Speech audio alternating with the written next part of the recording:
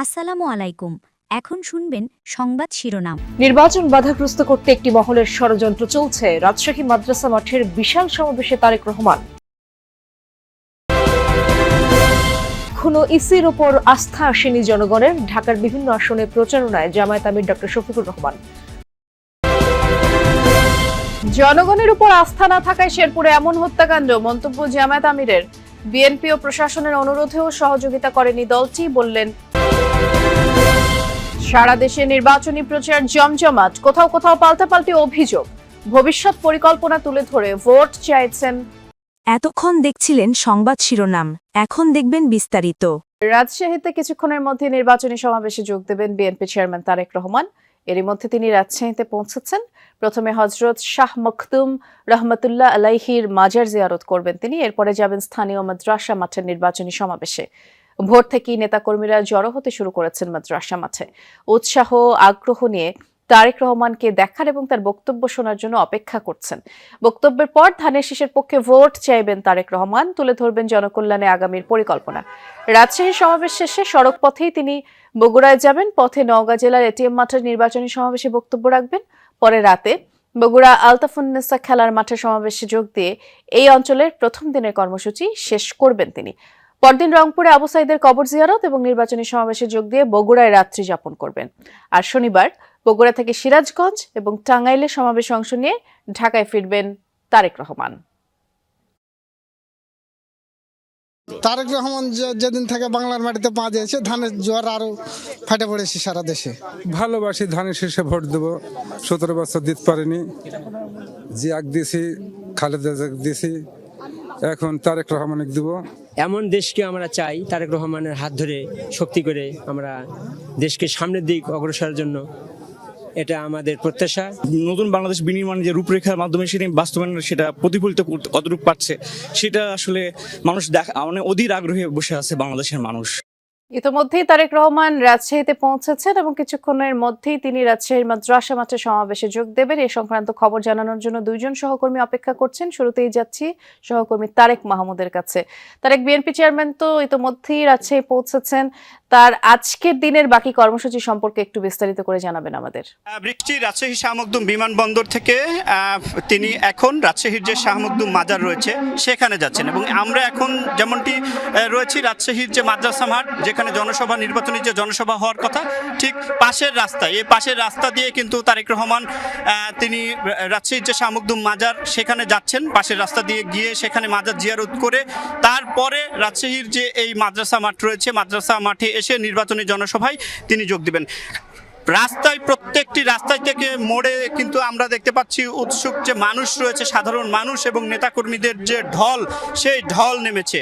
এবং তারেক রহমান যেহেতু 2 দশক পরে এই রাজশাহীতে আসছেন, সেক্ষেত্রে মানুষের মধ্যে যে উৎসাহ, উদ্দীপনা নতুনভাবে সেটি আমি দেখেছি। এবং এই 3 জেলার সমন্বয়ে কিন্তু আয়োজিত জনসভায় তিনি এই মাজার জিয়ারত শেষ করে কিন্তু জনসভায় যুক্ত হবেন। যুক্ত হয়ে সেখানে তিনি বক্তব্য দিবেন। এবং আমি যতটুকু রাজশাহীর শাহ মখদুম বিমানবন্দরে ছিলাম, সেখানে দেখেছি যে 12টা 17 মিনিটে তিনি তার বিমান সে অবতরণ করে, 25 মিনিটে বিমানটি কিন্তু করেন এবং সেখানে রাস্তায় রাস্তায় কিন্তু মানুষের, উৎসুক মানুষের যে উল্লাস এবং উৎসুক মানুষের যে ভিড় সেটি দেখেছি। মানুষ ফুল নিয়ে দাঁড়িয়েছিলেন, ফুল ছিটিয়েছেন এবং সকলে কিন্তু আনন্দিত, উদ্ভাসিত। এবং রাস্তায় কিন্তু পুলিশ, র্যাব, যারা সাধারণ মানুষ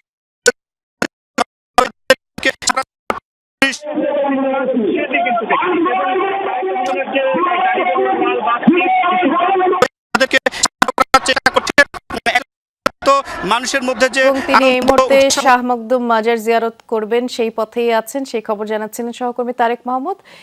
এ পর্যায়ে আমরা রাজশাহীর মাদ্রাসা মাঠে যাচ্ছি, জনসভা স্থল যেখানে, সেখানে সহকর্মী সাইফুদ্দিন রবিন অপেক্ষা করছেন আমাদের জন্য। রবিন, ইতিমধ্যেই তারেক রহমান পৌঁছেছেন রাজশাহীতে, তিনি এই মুহূর্তে মাজার জিয়ারত করবেন সেই পথেই আছেন, অর্থাৎ কিছুক্ষণের মধ্যে এই জনসভা স্থলে আসবেন তিনি। একেবারে শেষ মুহূর্তের চিত্র কেমন পড়ছে চোখে? নিশ্চয়ই এখানকার নেতাকর্মীরা বেশ উজ্জীবিত, বিএনপি চেয়ারম্যান তারেক রহমান ঠিক খানিক আগেই বলা চলে এই সমাবেশ স্থলের পাশ দিয়ে আসলে এগিয়ে গিয়েছেন বা তার গাড়ি বহর এগিয়ে গিয়েছেন। তিনি এখন যাচ্ছেন হযরত শাহ মখদুম রহমতুল্লাহের মাজার জিয়ারত করতে, তার কবর জিয়ারত করতে। এরপরেই তিনি আবার এই সমাবেশ স্থানে এসে পৌঁছবেন।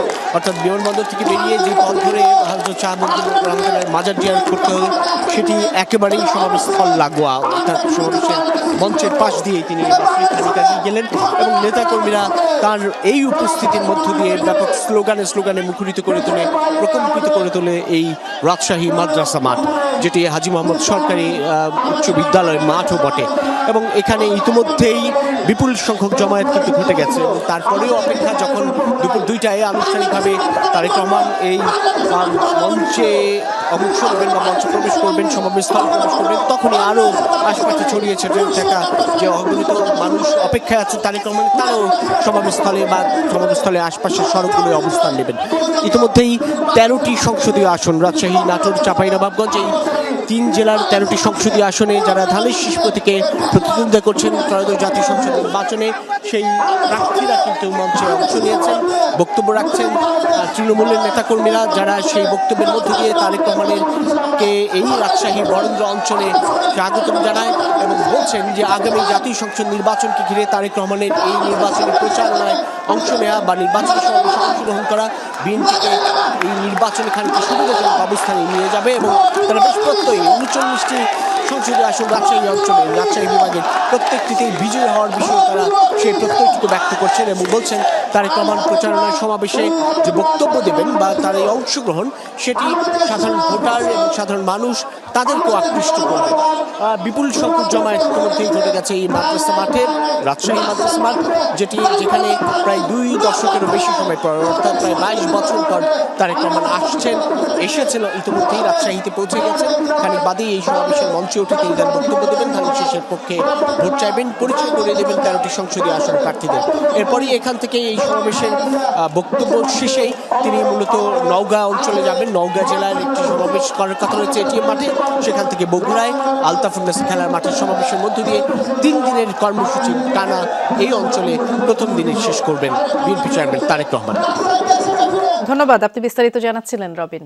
শেরপুরের ঝিনাইগাতীতে বিএনপি ও জামায়াতের সংঘর্ষে উপজেলা জামায়াত সেক্রেটারি রেজাউল করিম নিহতের ঘটনায় এখনো কোনো মামলা হয়নি, কেউ আটকও হয়নি। পুরো এলাকায় থমথমে পরিস্থিতি। রাতে গুরুতর আহত 3 জনকে ময়মনসিংহ মেডিকেলে নেয়ার পথেই রেজাউল করিম প্রাণ হারান। তিনি শ্রীবর্দী উপজেলার জামায়াতের সেক্রেটারি ছিলেন। বুধবার দুপুরে ঝিনাইগাতীতে উপজেলা প্রশাসনের উদ্যোগে নির্বাচনী ইশতেহার পাঠ অনুষ্ঠানে চেয়ারে বসাকে কেন্দ্র করে বিএনপি জামায়াতের নেতাকর্মীদের মধ্যে হট্টগোল শুরু হয়, যা মুহূর্তেই ধাওয়া পাল্টা ধাওয়া আর সংঘর্ষে রূপ নেয়। মঞ্চের সামনে রাখা কয়েকশো চেয়ার ভাঙচুর করা হয়, কয়েকটি মোটরসাইকেলে আগুন দেওয়া হয়। এ ঘটনায় দুপক্ষের